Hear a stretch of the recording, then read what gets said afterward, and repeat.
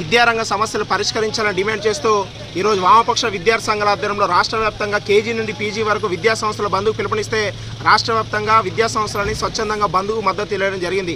ఈ రాష్ట్రంలో ఉన్నటువంటి రేవంత్ రెడ్డి ప్రభుత్వం విద్యారంగ సమస్యలు పరిష్కరించడంలో పూర్తిగా నిర్లక్ష్యం చేస్తూ ఇలా రాష్ట్రంలో విద్యాశాఖకు మంత్రిని నియమించకుండా విద్యారంగ సమస్యలు ఎక్కడికక్కడ పేర్కొన్న పరిస్థితి రాష్ట్రంలో కొనసాగుతుంది. పెండింగ్లో ఉన్న ఫీజు రియంబర్స్మెంట్ స్కాలర్షిప్ బాకీలు 10,000 కోట్ల రూపాయలు విడుదల చేయకుండా ఇలా రాష్ట్రంలో ప్రైవేట్ కార్పొరేట్ విద్యా సంస్థలు చేస్తున్న ఫీజు అదోపిని అరికట్టకుండా రేవంత్ రెడ్డి ప్రభుత్వం నిర్లక్ష్యంగా వివరిస్తూ ప్రైవేట్ విద్యా సంస్థలు కొమ్ము కాస్తూ ప్రభుత్వ పాఠశాల మూసివేత ఆలోచన విధంగా రేవంత్ రెడ్డి మాట్లాడడం సిగ్గుచేటు.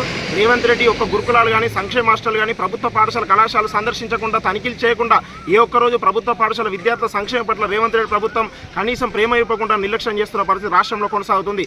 రేవంత్ రెడ్డికి ఇంట్లో మనవనితో పూరీలు చేసుకోవడానికి ఉన్న సమయం శ్రద్ధ ఇలా ప్రభుత్వ పాఠశాలను తనిఖీ చేసి ప్రభుత్వ పాఠశాలలో కళాశాలలో గురుకులాల్లో సంక్షేమ హాస్టల్ నెలకొన్న సమస్యలు పరిష్కరించడంపై లేదు.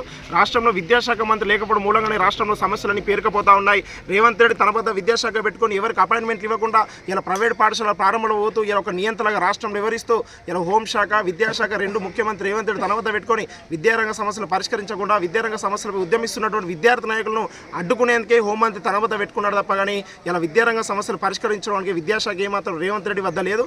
ఈ విద్యారంగ సమస్యలను పరిష్కరించకపోతే భవిష్యత్తులో రేవంత్ రెడ్డిపై విద్యార్థులకు మొత్తం తిరగబడుతుంది. ఫీజు రియంబర్స్మెంట్ ఇచ్చడం రేవంత్ రెడ్డి గద్దె దించడం లక్ష్యంగానే రాష్ట్రంలో భవిష్యత్తులో పెద్ద ఎత్తున ఉద్యమాలు చేస్తాం.